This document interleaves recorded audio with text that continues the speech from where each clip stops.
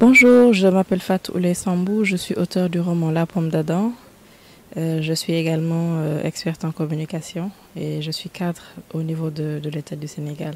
J'ai eu un bac qui m'avait fait orienter dans un milieu un peu froid, je vais dire, et en même temps, je m'étais inscrite en communication journalisme en hommage un peu à mon grand-oncle Maktar Silla. Et il m'a beaucoup inspiré à rejoindre cette sphère de la communication. J'ai, depuis ma première année, eu la chance de décrocher des stages, de décrocher des contrats et aujourd'hui j'en suis là avec une douzaine d'années d'expérience. La représentativité des femmes, on a fait du chemin. On a fait beaucoup de chemin parce qu'aujourd'hui, dans tous les services, on arrive à avoir quelques femmes qui sont cadres, qui travaillent au niveau des directions. Et c'est quelque chose qui peut nous rassurer.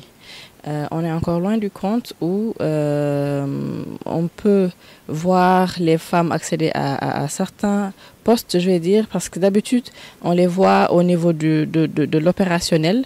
Maintenant, au niveau décisionnel, il y a beaucoup de choses, beaucoup de chemin à faire.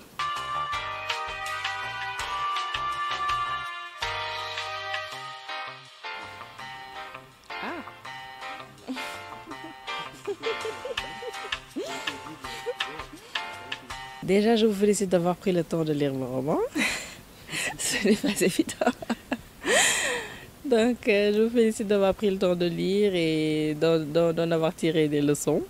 Ça fait référence aux fruits interdits. Et quand on parle de fruits interdits, ce n'est pas seulement le fait que Rokhaya ait cueilli la pomme et qu'elle l'ait peut-être croquée. Il y a également l'aspect mystique, puisque si la belle-mère de Doudou n'était pas, la maman de Doudou n'était pas partie chez le marabout, peut-être que tout ce drame-là qui tourne autour du livre n'aurait pas eu lieu. Ce sont nos réalités. J'ai essayé de faire en sorte que le roman se rapproche le plus de la société. La partie mystique, c'est quelque chose qui fait partie intégrante de notre société. Si tu dois aller, même avant de te marier, tu vas aller voir le marabout pour voir si vos étoiles vont de pair.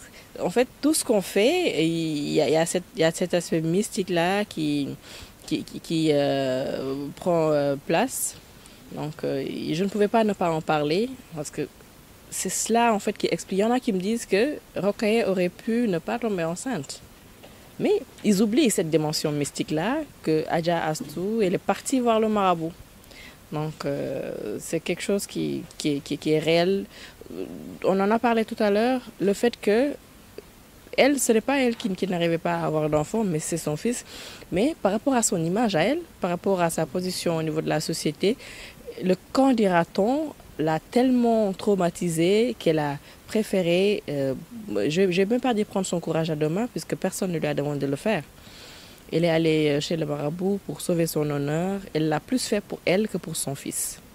Un jour, je le disais sur Facebook en plaisantant, le mariage au Sénégal, c'est comme un bal poussière. Tout le monde veut entrer, tout le monde veut s'en mêler. Tu ne te maries pas avec une personne, tu te maries avec toute sa famille, tu te maries avec tout le quartier. Et c'est quelque chose qui peut alourdir la charge mentale de la femme. Vous ne vous en rendez peut-être pas, mais de plus en plus, les femmes vont voir les psychologues.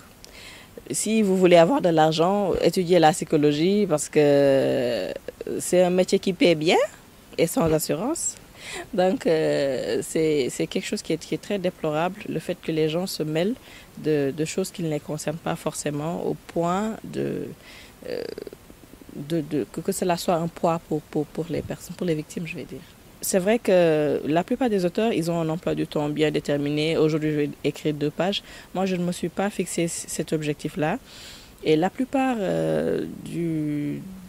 comment dire, une bonne partie du roman a été écrite quand j'étais en France.